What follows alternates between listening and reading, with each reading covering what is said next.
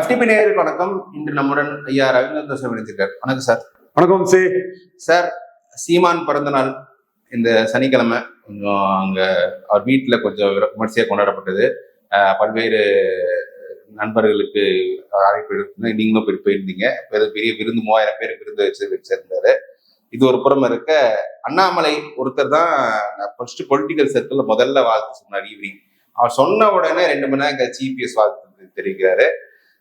இன்னைக்கு அண்ணாமலை எங்கேயும் மேரத்தான் ஓடுனதுக்கு பிரதமர் அண்ணாமலைக்கு வாழ்த்து தெரிவிக்கிறார். ஸோ இந்த இன்சிடென்ட்ஸ் எப்படி பாக்குறீங்க? ஃபர்ஸ்ட் சீமான் பிறந்த நாள் நல்ல அப்படி திரண்ட கூட்டத்தை பற்றி சொல்லணும். சீமான் பிறந்த நாளுக்கு திரண்ட கூட்டம் 100% கம்யூனிட்டிங்கிற அந்த கன்ஷிராம் நிதிஷ்குமார் ஆதரவா திரண்ட சமூகங்கள் மாதிரி MBC சமூக பிரிவு மக்களும், அட்டனை பிரிவு சமூக மக்கள்ல பறையர் தேவேந்திர உள்ள வேளாளர் சமூக மக்களும், பொதுவா அந்த சபல்டன் காஸ்ட் என்று சொல்லக்கூடிய சமூக மக்களும் எல்லாருமே பரவலா வந்திருந்தாங்க.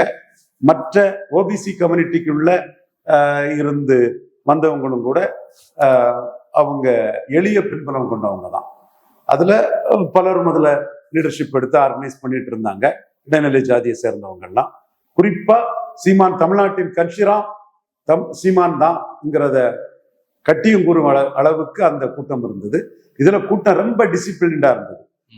வேலுப்பிள்ளை பிரபாகரன் மையமா வச்சு சீமான் இவங்களை கட்டுக்கோப்பான ஒரு கூட்டமா வளர்த்திருந்தாரு. அதோட தன்மையும் அவங்களோட டிசிப்ளின்டு நேச்சரும் தெள்ள தெளிவா தெரிஞ்சுது.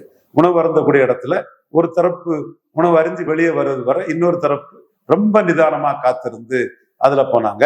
இந்த மாதிரிப்பட்ட ஒரு கட்டுக்கோப்பான தன்மையை நான் எங்கேயுமே பார்த்ததில்லை. அந்த அளவுக்கு அவங்க ஒரு சீமான் மேலோட ஒரு பற்றுதலாலும் பிரபாகரன் தலைவர்கள் அடிப்படையிலையும் ஒரு கொள்கை ரீதியான ஒரு கூட்டமா இருந்தாங்க. இது முந்தைய காலகட்டங்களில் சீமான் இந்த மாதிரிப்பட்ட நிகழ்வுக்கு வந்ததோட 2 மடங்குக்கு மேலோட கூட்டம். கோயம்புத்தூர் கூட்டம்னாலும் சரி, அது சென்னை வடசென்னை கூட்டம்னாலும் சரி, முந்தைய காலகட்டத்தில் சீமானுக்கு வந்ததோட 2 மடங்கு கூட்டம் வந்துட்டு தான் இருக்குது. அதுலேயும் அந்த எளிய ப்ரோபவர் இமேஜும் 100% கம்யூனிட்டிக்கான தலைவருங்கிற இமேஜும் சீமான பெரிய அளவு உயர்த்தி வருது. எனக்கு தெரிஞ்சு காட்டுமன்னார் கோயில் கூட்டம் மட்டும்தான் சீமானு கொஞ்சம் சுமாரான கூட்டம். அது வன்னியர் தலைவர்கள் 3 பேருக்கோட ஒரு நினைவேந்தல் நிகழ்ச்சி மாதிரி அவங்கள புகழ்படுத்தக்கூடிய ஒரு நிகழ்ச்சி நடந்தது. அது மட்டும்தான் சுமாரா இருந்து, வேற எல்லா கூட்டமும் சேலம் கூட்டமெல்லாம் முன்னாடி சேலம் தருமபுரி பகுதிகளில் சீமானுக்கு வர்றதோட 2 மடங்கு கூட்டம் இருந்தது. அதே மாதிரி இந்த பிறந்த நாளும் முந்தைய சீமான் பிறந்த நாள் இதை விட மக்கள் ஆர்வமும் மக்கள் அங்க வந்ததும் முன்ன விட 2 மடங்குக்கு மேல இருந்துங்கிறது தெள்ள தெளிவா சொல்லலாம். இப்போ வந்த கூட்டம் எல்லாரோடையும் நல்ல சீமான் இன்டராக்ட் பண்ற ஒரு வந்தவங்க எல்லாத்துட்டையுமே ஒரு போட்டோ எடுத்துட்டு தான் இருந்தாரு. டயர்ட் ஆகாம எடுத்துட்டு இருந்தாரு. இப்போ நம்ம பாலிடிக்ஸ பேசணும். அரசியல் சர்க்கிள்ஸ்ல யாருமே சீமானுக்கு வாழ்த்து தெரிவிக்க முதலமைச்சர் யாரும் சொல்ல. அண்ணாமலை தான் முதல்ல வாழ்த்து தெரிவிக்கிறார். அது ஈவினிங் சொல்றாரு. அவர் சொன்ன உடனே எடப்பாடி வாழ்த்து தெரிவிக்கிறார். இல்ல, அண்ணாமலை சீமானை முன்னிறுத்தி ஒரு அரசியல் காய்களை நகர்த்த முயற்சி பண்ணாரு. அது கொஞ்சம் லேட் ஆயிட்டு. அதை நகர்த்திடுவாருங்கிற அச்சத்துலதான் எடப்பாடியே உள்ள வந்தார் என்டிஏக்குள்ள. ஏன்னா சீமானே அதை தெளிவா சொல்றாரு. ஒரு கட்டத்துக்குள்ள என்ன சிஎம்மா சொல்லிடுவாங்கிறதுக்காக தான் பார்லிமெண்ட்லே பாஜகவோட கூட்டணி வைக்காத ஐயா எடப்பாடி பழனிசாமி சட்டமன்றத்துக்குள்ள வந்திருக்காருங்கிற ஒரு கருத்தை அவர் முன் வச்சு பேசினாரு. அதுல அவர் என்ன சொன்னார்னா, நீங்க பார்லிமெண்ட்ல வந்திருந்தா 15 இடங்கள் ஜெயித்திருக்கோம், 2 மத்திய மந்திரி கிடைச்சிருக்கோம். இப்போ சட்டமன்றத்துல உங்களோட நிலைப்பாட்டுல இருந்து மாறி வந்திருக்கீங்கன்னா எனக்கு பயந்துதான் நீங்க வந்திருக்கீங்கிறத சீமான் சொன்னார். இதை கூட சீமான் கிளைம் பண்ணக்கூடாதுன்னு சொல்லக்கூடிய தரப்பும் இருக்கிறாங்க. ஆனா அண்ணாமலையை பொறுத்தவரையில சீமானை முன்னிறுத்தி ஒரு காய் நகர்த்தலை பண்ணி தமிழக அரசியல்ல மாற்றம்ங்கிறதுக்கான ஒரு அந்த அவருடைய கொள்கை நிலைப்பாட்டில இருந்து ஒரு இன்னொரு மாற்றம்ங்கிறவரை முன்னிறுத்தி ஒரு பெரிய புரட்சியை பண்ணணுங்கிற ஒரு எண்ண ஓட்டம் அண்ணாமலைக்கு இருந்தது. அதன் அடிப்படையில தான் சீமான காசு கொடுக்காம ஓட்டு வாங்குறாருன்னு சொன்னாரு. சீமான உறுதியானவர்னு சொன்னாரு. அந்த SRM விழாவில் சீமான் கூட கலந்துகிட்டு சீமானோட இதை பொழுது பேசினாரு. ஸோ இந்த தன்மைகள், இந்த போக்கு, இது தொடர்பா மோடி நிதிஷ்குமார் மாதிரி சீமான ப்ரொஜெக்ட் பண்ணுவாருன்னு நான் சொன்னதுதான் எடப்பாடி பழனிசாமி ஐயா அவர்கள் சான்ஸ் எடுக்க முடியாது, அது நடந்துருங்கிற ஒரு தோற்றம் இல்லை. அப்படி நடந்துட்டா நம்ம 150 தொகுதிக்கு மேல 3வது போய் டெபாசிட் இழந்துருவோங்கிற எண்ண ஓட்டத்துலதான் பிஜேபிக்குள்ள வந்தாரு. இப்ப அண்ணாமலை பிஎம்ஓ கிட்ட 2 ரெட்டலைக்கு ஒரு தாமரை வேணும்னு கொடுத்துருக்கிறாப்புல.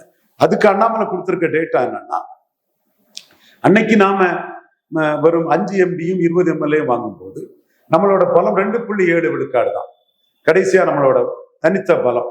அன்னைக்கு 214 தொகுதியை நிற்க முடியாம பாரிவேந்தருக்கு 40, தேவநாதன் யாதவுக்கு 20ன்னு பல இடங்கள்ல நிற்காத ஒரு சூழ்நிலை தான் இருந்தது.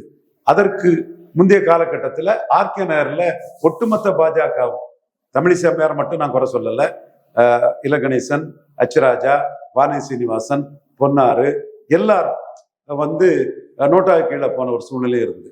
இதை காட்டி எடப்பாடி பழனிசாமி 5 சீட்டுக்குள்ள பாஜகவை நிறுத்திட்டாரு. 19ல் 5ல் நிறுத்தினவர் அதே தொடர்ச்சியா 21ல் 20 எம்எல்ஏக்கு நிறுத்திட்டாரு. அப்ப அவர் சொன்னது 7+1 வாங்கின பாமகவே 23 தான் வாங்குறாங்க. அப்போ உங்களுக்கு 16 சீட்டு போதும்னாரு. இவங்க தான் கஷ்டப்பட்டு எடுத்து 20 சீட்டை அதுல வாங்கி நின்னாங்க. இப்ப அண்ணாமலை டெல்லிக்கு என்ன ரிப்போர்ட் கொடுத்திருக்காருன்னா, இங்க ஆடிட் டீமும் அதே டைப்ல இன்னொரு ரிப்போர்ட் நாங்களும் கொடுத்திருக்கோம். அந்த ரிப்போர்ட் என்ன சொல்றாருன்னா, கடைசியா நாம பாரிவேந்தர், ஏசி சண்முகம், ஜான் பாண்டியன், தேவநாதன் யாதவ், உடையார், முதலியார், யாதவர், தேவேந்திர குல வேளாளர் 4 சமூக தளத்தை பிரதிபலிக்கக்கூடிய பாரிவேந்தர் பொதுத்தளத்துக்குள்ளே மாற்றம்னு சொல்லக்கூடிய ஒரு தலைவர் தான். இந்த கட்சிகள் 4 பேரையும் நம்ம சேர்த்து தாமரையில 11.4 விழுக்காடு ஓட்டு எடுத்திருக்கிறோம். முபாரக் கிருஷ்ணசாமியை தவிர்த்து ரெட்டலையில 20 விழுக்காடு ஓட்டு தான் அவர் எடுத்திருக்கிறாரு. அப்ப 2 ரெட்டலைக்கு ஒரு தாமரை வாங்கி ஆகும். இதை நம்ம செய்ய தவறணும்னா 2024 மாதிரி நம்மளை சின்ன ஃபோல்ஸ்ன்னு காட்டி 29 நம்மளை காலி பண்ணிடுவாரு, டிச் பண்ணிடுவாருங்கிறத தெள்ள தெளிவா அண்ணாமலை பிஎம்ஓக்கு ஒரு ரிப்போர்ட்டை கொடுத்திருக்கிறாரு. ஸோ அந்த கட்டத்துக்குள்ள இவர் ஒரு வேளையில டிச் பண்ணுனா அடுத்து நாம நிராயுத பாணியா அனாதையா நின்றுடக்கூடாது, அடுத்த கட்ட அரசியல் முடிவை எடுத்து செய்யணுங்கிறதுல சீமான் தொடர்பாட்டு அண்ணாமலை அவராட்டு சீமானுக்கு ஒரு முக்கியத்துவம் கொடுத்த ஒரு அரசியலை தொடர்ந்து செய்துட்டு இருக்கிறாரு. அது மாற்றம்னு வரக்கூடிய வாக்காளர்களுக்கு சீமான ஒரு தலைவரா நிறுத்த வேண்டிய சூழ்நிலை வந்தா அதுல politics moves and counter moves. பெரிய கவுண்டர் பிஜேபி டிச் பண்ணா சின்ன கவுண்டர் அதற்கு எதிர்வினைய செய்யறதுக்கு ஒரு தயாரிப்பு பணிகள்ல அண்ணாமலை ஈடுபடுறாரு. நான் உடனே அந்த அலையன்ஸ் வந்துடும் சொல்ல விரும்பல, வரதுக்கு வாய்ப்புண்டுங்கிற லெவல்ல எடப்பாடி கிட்ட BJP is not taken for granted, என்னாலையும் மாற்று அணி அமைக்க முடியும்னு சீமானுக்கு ஒரு பெரிய முக்கியத்துவம் கொடுத்து தொடர்ந்து சீமான ஒரு உறுதியான தலைவராட்டு அண்ணாமலை முன்னிறுத்துறாரு. இதே அண்ணாமலை தான் 24 தேதிக்கு முன்னாடி 24 தேதிக்கு சீமான் இருக்கு சொன்னார் கட்சியே இருக்கா சொன்னாரு. அது சொன்னது உண்மை. அதுலதான் பிஎம்ஓ கிட்ட அவர் டிஸ்கஸ் பண்ணதுல பிஎம்ஓல சீமான் சிஎம்னு ஒரு ப்ரொபோசல் நம்ம எக்ஸிக்யூட் பண்ண முடியுமாங்கிறது பிஎம்ஓ கிட்ட கொடுத்துருக்குறாங்க. அதுல அவங்க டிஸ்கஸ் பண்ணது மோடி அதுல பேசின விஷயங்கள் என்னன்னா, இண்டி கூட்டணிக்கும் என்டிஏக்கும் இடையில மாயாவதி பாதியா குறைஞ்சிட்டாங்க, ஐஎன்எல்டி ரொம்ப மோசம் போயிட்டாங்க, பிஆர்எஸ் மோசம் போயிட்டாப்புல, இந்த சிச்சுவேஷன்ல அகாலிடல் இதே மாதிரி மோசம் போயிட்டாங்க, பஞ்சாப்ல கூட்டணி இல்லாம நின்ன ஆம் ஆத்மி மோசம் போயிட்டு 5 கட்சிகள் இண்டி கூட்டணிக்கும் என்டிஏக்கும் இடையில கீழே போயிட்டு, ஆனா நாம் தமிழர் மட்டும் சீமான் எப்படி எமர்ஜ் ஆயிட்டாருங்கிறத பிஎம் கேட்ட போது ஆடிட்டர் குருமூர்த்தி, சத்ரியன் குருமூர்த்தி சொன்னது, அவர் கன்ஷிராம் நிதிஷ்குமார் பாணியில 4வது வந்தாலும் அவருக்குள்ள அந்த தமிழ்நாட்டுக்குள்ள திராவிட கட்சிகள் ஓபிசி பார்ட்டியா இருக்கிறதுனால அட்டவணை பிரிவு மக்கள் பறையர், தேவேந்திர குல வேளாளர், பன்னார் நாவிதர் குயவர், பரவலா வாழக்கூடிய சிறிய எண்ணிக்கை ஜாதிகள், ஆசாரி, செங்குந்தர், இந்த மாதிரி அவருக்கு பலதரப்பட்ட மீனவர் போன்ற ஜாதிகள் அவருக்கு பின்னாடி சீமான தலைவரா ஏத்துக்கிட்டு மற்ற இதை பற்றி கவலைப்படாம சீமானுக்குன்னு 8 விழுக்காடு ஓட்டு பார்லிமெண்ட்ல போட்டதுனாலதான் 3.8 இருந்தவர் 8.2க்கு உயர்ந்து வந்திருக்கிறாரு, 2.5 மடங்கு உயர்ந்து வந்திருக்காரு.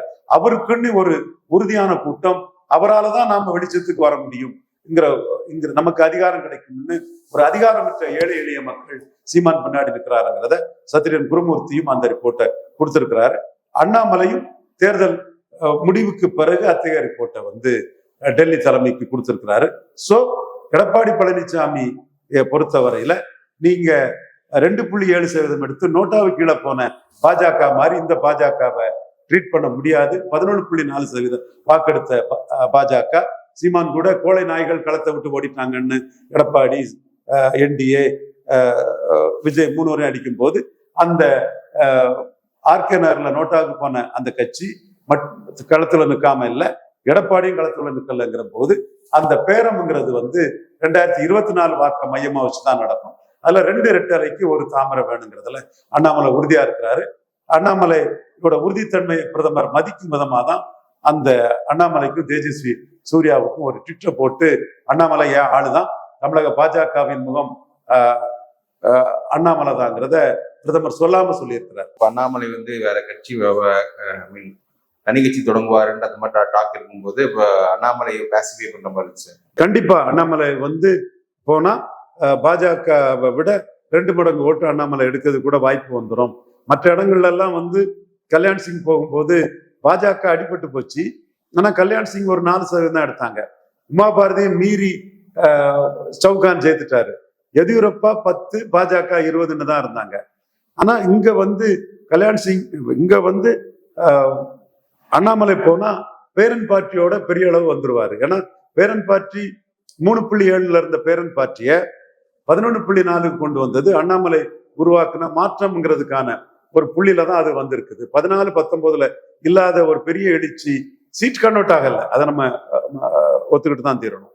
24 வந்ததுன்னா அண்ணாமலை உருவாக்குன மாற்றம்ங்கிறது அது சீமானும் அந்த மாற்றத்துல நிற்கிறதுனால அது சூட்டும் ஆகக்கூடுங்கிற ஒரு தன்மைக்குள்ள அண்ணாமலையை விட்டுறக்கூடாது அப்படின்னு டெல்லி பாஜக தலைமை உறுதியா நினைக்கிறாங்க. அண்ணாமலையோட எண்ணப்படி சீட்டு வாங்கணுங்கிறதுல உறுதியா இருக்கிறாங்க. இப்ப அண்ணாமலைக்கு திடீர்னு அந்த ஒரு ரெகக்னிஷன் கொடுக்கறது இன்னும் அதிமுக பாஜக சீட் ஷேரிங் முடியல, எடப்பாடி கொடுக்குற ஒரு மெசேஜா எடுத்துக்கலாமா? கண்டிப்பா சீட் ஷேரிங் முடியாததுனாலதான் விஜயை காட்டி பாஜகவுக்கு சீட்டை குறைக்கிறதுக்கு ஐயா எடப்பாடி பழனிசாமி திட்டம் போட்டாரு. முன்னாடி பாமகவை காட்டி தான் குறைச்சாரு. பாமகவே 23 தான் வாங்கியிருக்காங்க. நீங்க 23க்கு மேல உங்களுக்கு தந்தா பாமக வன்னியர்கள் ஓட்டு போட மாட்டாங்க, அது அலைன்ஸ் ஒர்க் அவுட் ஆகாது. அவங்க 7+1 வாங்கினவங்களே 23 தான் வாங்கியிருக்காங்க. நீங்க 5 வாங்கினவங்களுக்கு 16 தான் உங்களுக்கு தகும். அதனால நீங்க 16 வாங்கிருக்கன்னு சொன்ன பிறகுதான் இவங்க கெஞ்சினு கெஞ்சி 20 சீட்டு வாங்கினாங்க. சோ விஜயை காட்டி பாஜகவை மட்டம் தட்டுறதுல எடப்பாடி பழனிசாமி கில்லாடி. அதுல விஜய் முன்னாடி ஒரு கட்டத்துல ராமதாஸ் டெல்லியில கலைஞர் ராமதாஸ் எங்க கூட தான் இருக்காருன்னு சொல்லும் போது நான் இன்னும் முடிவு பண்ணலன்னு திருப்பி அடிச்சாரு பாத்தீங்களா கலைஞரை.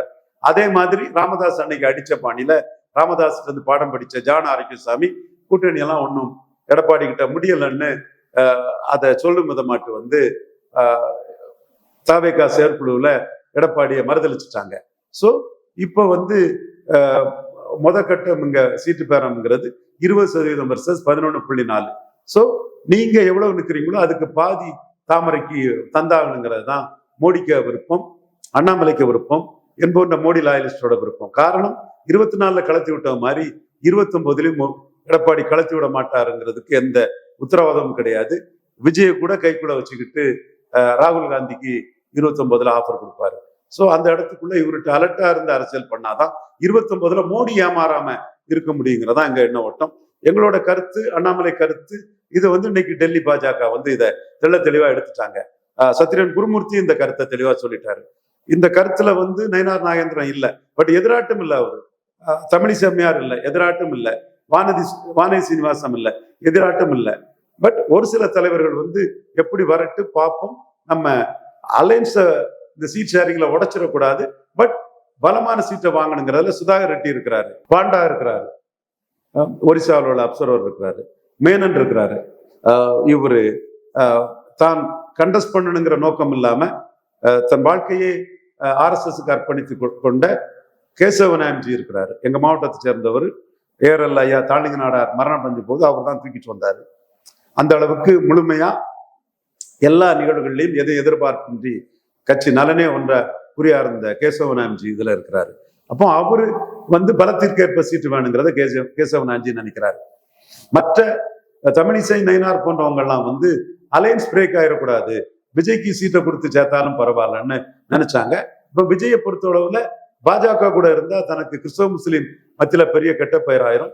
கொள்கை எதிரியே கூட போனா அது மக்கள் தன்னை சிவாஜியை புறக்கணிச்ச மாதிரி புறக்கணிச்சு தனக்கு பெரிய பின்னடைவு ஏற்படும்னு அது வேண்டாங்கிற முடிவுக்கு விஜய் போயிட்டாரு.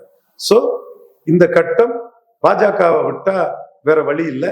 பாஜகவால இன்னொரு அணி அமைச்சு எடப்பாடியை 3வது அனுப்ப முடியும். அது நீர்பூத்த நெருப்பாட்டு, அது இலைமறை காயாட்டு தெள்ள தெளிவா இருக்குது. பட் சீமான் 234 தனிச்சுங்கிறதுல உறுதியா போயிட்டு இருக்கிறாரு. ஒரு வேளையில என்டி justifies the means Seeman என்டிஏயோட CM candidate Nitish Kumar மாதிரி அக்செப்ட் பண்ணிட்டாருன்னா அது எடப்பாடிக்கு மிகப்பெரிய மரண அடியா இருக்கும். அந்த அடியில இருந்து தப்பதுக்கு தான் ஏற்கனவே மக்களவை தேர்தலிலேயே வராதவரு சட்டமன்ற தேர்தலில் வந்தாரு. மீண்டும் இதை பயன்படுத்தி அண்ணாமலை எடப்பாடி கிட்ட சீட்டை வாங்கணுங்கன்னு உறுதியா இருக்கிறாரு.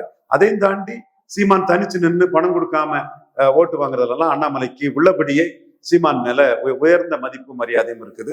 சீமான் கூட அண்ணாமலையை விமர்சனம் பண்ணும்போது கூட அண்ணனை நாம விமர்சனம் பண்ணக்கூடாது, ஒருத்தர் முகத்தை ஒருத்தர் பார்க்கணும், அண்ணன் மிகவும் முக்கியமான ஒரு ஆளுங்கிற எண்ண ஓட்டத்துலதான் அண்ணாமலை தன்னுடைய காய்களை நிறுத்திட்டு இருக்கிறாரு. கொள்கை வேறுபாடுகள் வேற இருந்தாலும் அந்த மாற்றம்ங்கிற இதுல சீமான் எடப்பாடிக்கு ஒரு செக்கான ஒரு சரியான சக்தின்னு அண்ணாமலை சீமானை கருதுறாரு. சீமானை பொறுத்த அளவுலையும் அண்ணாமலை உள்ள மாற்றம்னு சொல்லி ஒரு பெரிய பரபரப்பை ஏற்படுத்தலைன்னா தனக்கு 8 இல்ல 12% வந்திருக்குங்கிற எண்ண ஓட்டம் சீமானுக்கு இருக்குது. ஸோ இந்த முக்கியத்துவம் சீமானுக்கு இருக்கிறதுனால அண்ணாமலை முதல்ல கொடுத்ததுனால அண்ணாமலை பிளஸ் சீமான் நிதிஷ்குமார் ஆப் தமிழ்நாடு சீமான் பேரக்கூடாதுங்கிறதுக்காக எடப்பாடி அடுத்தபடியாட்டி சீமானுக்கு அந்த வாழ்த்தை தெரிவிச்சிருக்கிறார். எடப்பாடி பிஜேபி டிமாண்ட் அது பொறுத்திருந்தான் பார்க்கணும். நான் harder nut to crack Edappadi, tough bargainer, ஜெயலலிதாவோட டஃப் பார்கெய்னர், பெரிய அளவுக்கு ஒரு பேரம் பேசும் சக்தி படைச்சவர் நிரூபிச்சிருக்கிறாரு. கடைசியா அவருக்கு சில விஷயத்துல வேற வழியே இல்லாம 1/2% ஓட்டுக்கு அவரால் பாமகவுக்காக வன்னியர் ஓட்டு முக்கியம்னு 10.5 எதிர்த்து பேசின பிரேமலதா அம்மையார திட்டமிட்டு இது இடைஞ்சல் இடர்பாடு பொருந்தா கூட்டணி ஆயிரும்னு கலத்தி விட்ட தேமுதிகவிற்கு அவங்க கையறு நிலையில கடைசியில என்ன செய்யணும்னு பதற விட்ட தேமுதிகவுக்கு கேப்டன் விஜயகாந்த் சிம்பதிக்காக 5 எம்பி சீட்டு கொடுத்தாரு. அதுக்கு தக்கன அவங்களும் கான்ட்ரிபியூட் பண்ணியிருக்கிறாங்க. ஓரளவு தெலுங்கு தாய்மொழி மக்கள் வாக்குகளை கான்ட்ரிபியூட் பண்ணியிருக்கிறாரு. அப்போ கம்பல்ஷன் தான் 21 வேண்டாம் பாமகவுக்கான்னு விரட்டி விட்ட தேமுதிகவுக்கு 24 5 சீட்டு அவர் கொடுக்க வச்சுது. இப்பவும் அவரு 5 சீட்டு கொடுத்த தேமுதிக உதாசீனம் தான் படுத்தினாரு. காரணம் அவருக்கு பாமக தேவைங்கிற அரசியல் தான் அவர் பண்ணாரு. ராஜ்யசபான்னு சொல்லும் போது அதுல பிரேமலதா அம்மையாரே அதை காட்டி எடுத்து இவரை எக்ஸ்போஸ் பண்ணாங்க. அந்த அளவுக்கு அவரு பரவலா தேமுதிகவால ஓட்டு வந்திருந்தாலும் வன்னியர் பெல்ட் ஓட்டு அன்புமணி தான் முக்கியம். அன்புமணியோ சௌமியா அன்புமணியோ 10.5 சொல்லி எடப்பாடியில தரித்து போட்டின்னு போயிட்டாங்கன்னா தனக்கு முதலுக்கே மோசமாயிருங்கிற எண்ண ஓட்டம் கொண்டவர் எடப்பாடி பழனிசாமி. அதனாலதான் அவரு பாஜகவுக்குள்ள வர்றதுக்கு இன்னொரு முக்கிய காரணம், பாஜக காட்டி பாமக பேரம் பேசினா ஒருவேளையில பாமகவும் பாஜக கூட போயிட்டாங்கன்னா எடப்பாடியிலே அவருக்கு வெற்றி வாய்ப்புங்கிறது கேள்விக்குறியாயிரும். சோ பாஜகவுக்குள்ள வந்ததே பாமகவின் பேரம் பேசும் சக்தியை காலி பண்றதுக்குள்ள ஒரு நோக்கத்துலதான் அவரு வந்தவர். செங்கோட்டையனை வச்சு கட்சியை பிளவுபடுத்துறதை காலி பண்றதுக்கு தான் வந்தவர். இது எல்லாமே அண்ணாமலைக்கு தெளிவா தெரியும். பிஎம்ஓ மோடிக்கு நாங்க எல்லாமே ரிப்போர்ட் கொடுத்துட்டு இருக்கிறோம். சோ இந்த முறை முன்னாடி ஏமாந்தது மாதிரி ஏமாற மாட்டாங்க பிஜேபி, எடப்பாடி ஏமாற்ற முடியாதுங்கிறதான் தெளிவான பார்வை. அதுல ஒரு சில யூடியூபர்ஸ் வச்சுக்கிட்டு அந்த காலம் மாறிட்டுன்னு கடந்த காலத்தின் கைதிகளாட்டு நோட்டாவு கீழே போன பாஜகவை மனசுல கொண்டு எடப்பாடியும் கோளை நாய் மாதிரி ஓடிட்டாருன்னு ஈக்குவல் ஃபிட்டிங்ல தான் ஈரோடு கிழக்குல இருக்கக்கூடிய எடப்பாடி நிலைமை 20% உணராம சில யூடியூபர்ஸ் திட்டமிட்டே போலியான பொய்யான கருத்து கணிப்புகளை ஒரு எடப்பாடியை லிட் பண்றதுக்காக இப்ப நீங்க கருத்து கணிப்பை எப்படி ப்ரூவ் பண்ண முடியும், டிஸ்ப்ரூவ் பண்ண முடியும்? இவ ரெட்டிகள் சொல்றதுக்கும் பாண்டே சொல்றதுக்கும் என்ன இருக்கு? ரெட்டிகள் சீமான பயங்கரமா உயர்த்தி வைக்கிறாப்புல, விஜய் கேண்டிடேட்டே போட்டுவிட மாட்டாப்புல, அவர் கருத்து கணிப்புல வைக்கிறதே தப்பு மோசடின்னு ரெட்டிகள் சொல்லி விஜய் ரொம்ப குறைச்சி போடுறாப்புல, சீமான குறைச்சி பாண்டே கருத்து கணிப்பு போடுறாப்ப கருத்து கணிப்பு வேஸ்ட், ஏட்டு சுரக்கா கதைக்கு உதவாது. ரெட்டிகள் சொல்றது உண்மையா, பாண்டே சொல்றது உண்மையா? பாண்டேட்ட கேட்டவங்க அப்படி சொல்லியிருக்காங்க, ரெட்டிகள் சார்ல்ஸ்ட கேட்டவங்க இப்படி சொல்லியிருக்காங்க. சோ இதெல்லாம் ஒரு கருத்து உருவாக்கம், ஒரு போலியான ஒரு பிம்பத்தை கட்டமைக்கிறது, ஒரு மோசடித்தனமான ஒரு பிரச்சாரம் தான். இதுல கடைசியா உள்ள பலத்தின் அடிப்படையில 2க்கு 1 வேணுங்கிறதுல பிஎம்ஓவும் தெளிவா இருக்கிறாங்க, அண்ணாமலையும் தெளிவா இருக்கிறாங்க. பிஎம்ஓ சைடு சீமானை பற்றி குருமூர்த்தியும் பெரிய அளவுல சொல்லியிருக்கிறாரு, அண்ணாமலை தரப்பும் சீமானை பற்றி நல்லா சொல்லியிருக்கிறாங்க. கேட்கவே வேண்டாம், நாங்க பிஎம்ஓ காட்டி தான் நாங்க ப்ரொஜெக்ட் பண்ணிடுறோம் தான் எடப்பாடிய 20% ஓட்டை உள்ள கொண்டு வந்தோம். 100க்கு 100 ஐபியும் பிஎம்ஓவும் மோடி லாயலிஸ்டான ஆர்டி பண்ண அரசியல்ல தான் சட்டம் பாராளுமன்றத்துக்கே வராத எடப்பாடி சட்டமன்றத்துக்கு வந்திருக்காங்கிறது தெளிவா புரிஞ்சிருக்கிறாங்க. இந்த சாதனைக்கு அண்ணாமலை ஒரு காரணி, சீமான் எடுத்த வாக்கு ஒரு காரணி, எங்க நாலேஜ் ஒர்க்கு முக்கியமான காரணி, ஆர்டி டீமோட நாலேஜ் ஒர்க்கு முக்கியமான காரணி. இதைத்தான் சசிகலா விஷயத்துல சாதிச்சாங்களே. குருமூர்த்தி நம்மளை தூக்கி போடும்போது தூக்கி போட்டா சசிகலா ஸ்ட்ரென்த் ஆயிரம் ஒரு நாலேஜ் ஒர்க் பண்ணி ஒரு டீம் சாதிச்சு இதையும் சாதிச்சிருவோன்னு அச்சப்பட்டுதான் எடப்பாடி உள்ள வந்திருக்காரே தவிர அவர் பாஜக மேல உள்ள பாசத்துல ஒண்ணும் இல்ல. 150 தொகுதியில 3வது பேருங்கிற அச்சத்துல வந்திருக்கிறாரு. இதை பயன்படுத்தி கரெக்டா சீட் ஷேரிங்ல நிற்கணும், மோடி ஏமாந்துடக்கூடாதுங்கள நாங்க தெளிவா இருக்கிறோம், அண்ணாமலை தெளிவா இருக்கிறாரு. இதுதான் உண்மை நிலைமை. ஓகே சார், பாப்போம் அடுத்துக்கிட்ட இந்த அரசியல் எப்படி ஃபார்ம் ஆகுதுன்றது மீண்டும் சார். நன்றி.